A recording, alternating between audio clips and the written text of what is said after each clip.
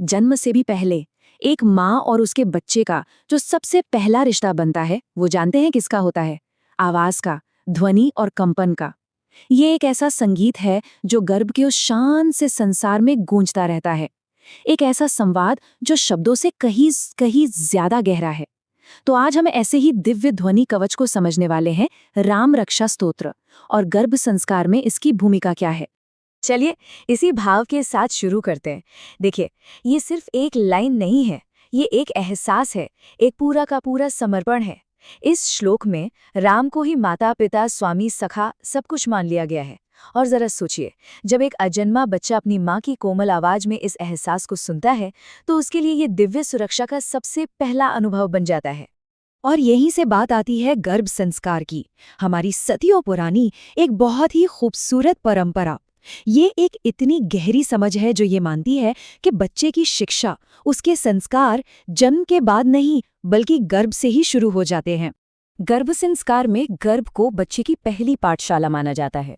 और कमाल की बात यह है कि आज का मॉडर्न साइंस भी इस बात को मान रहा है कि गर्भ में बच्चा बाहर की आवाज़ों को सुनता है, माँ के भावों पर प्रतिक्रिया देता है। तो इस पहली पाठशाला में राम रक्षा स्तोत्र एक बिल्कुल आदर्श पाठ बन जाता है, जिसकी लय, जिसकी पॉजिटिव एनर्जी बच्चे तक पहुंचकर उसकी चेतना को पोषित करती है।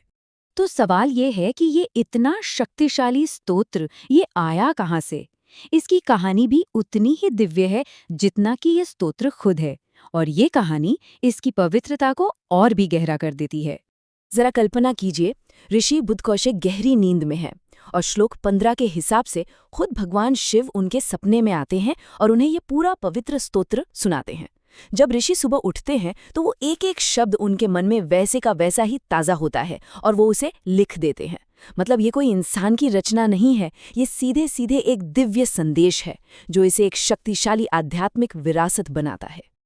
और अब हम आते हैं इस स्तोत्र के दिल पर, इसके सबसे ज़रूरी हिस्से पर। ये सिर्फ कुछ मंत्रों का जाप नहीं है, ये अपने बच्चे के लिए एक माँ की बहुत ही कोमल, बहुत गहरी प्रार्थना है।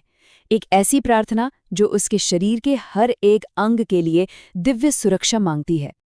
देखिए, ये प्रार्थना शुरू होती है चेतना के केंद्र से, यानी सिर से। श्लोक 4 में माँ प्रार्थना करती है कि हे राघव, जो रघुवंश के गौरव हैं, आप मेरे सिर की रक्षा करें। और हे दशरथ के पुत्र, जो एक आदर्श बेटे हैं, आप मेरे माथे की रक्षा करें। ये बच्चे के विचारों और उसकी बुद्धि के लिए सुरक्षा की एक बहुत ही प्यारी कामना है।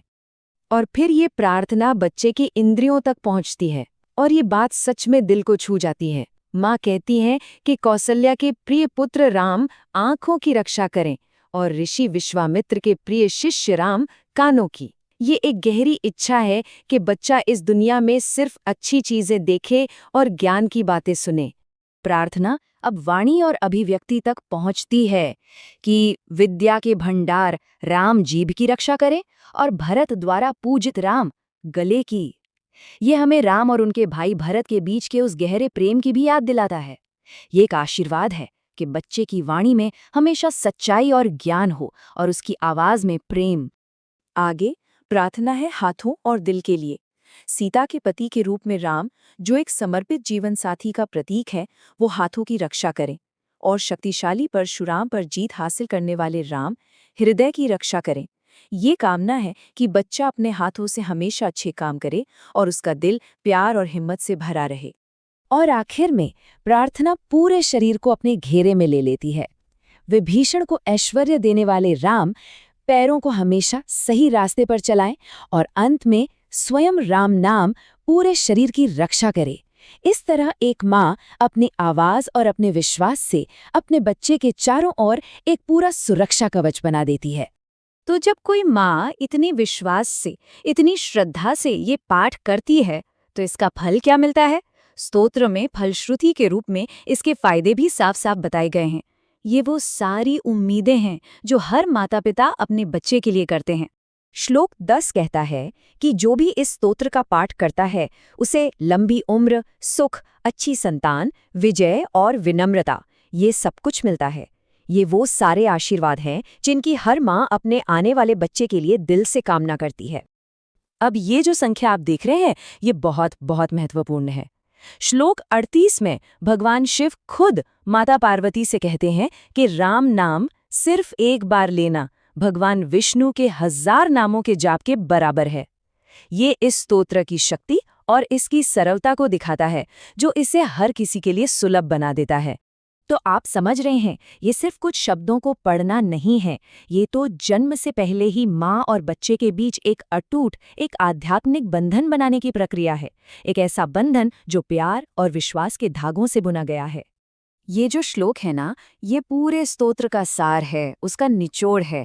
ये एक ढाल भी है जो हर मुश्किल, हर नेगेटिविटी को दूर करती है, और साथ ही ये एक चुंबक भी है जो हर तरह की संपत्ति और आशीर्वाद को अपनी ओर खींचता है। एक नए जीवन की शुरुआत के लिए इससे बेहतर कामना और क्या हो सकती है? तो विश्वास के इस कवच से ज्यादा शक्तिशाली लोरी और क्या होगी? क्योंकि जब एक माँ इस स्तोत्र को पढ़ती है तो वो सिर्फ शब्द नहीं दोहरा रही होती, वो तो अपने बच्चे के लिए अपनी आवाज से, अपने भाव से सुरक्षा, प्रेम और एक खूबसूरत भविष्य का ताना बाना बुन रही होती है। ये एक ऐसा आध्यात्मिक तोहफा है, एक ध्वनि का कवच और प्रेम का गीत जो जिंदगी भर उस बच्चे के साथ रहता है।